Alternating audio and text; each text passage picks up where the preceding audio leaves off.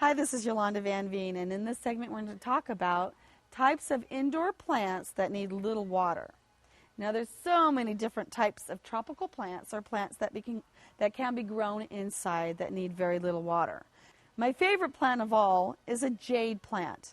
They need very little water at all. You can water them just a few times a year and they will grow and do really well. Christmas cactus is also a gorgeous plant that needs very little water. It's also called zygos. It's a really pretty plant. I have all types of euphorbias and cactus or cacti in my kitchen as well that need very little water. And so I just barely give them a little tiny bit of water just a few times a year and they survive really well. Talansias are also a type of plant that are similar to orchids that you can grow that need very little water. So there's lots of plants that you can grow that you can maintain in your house with very little water.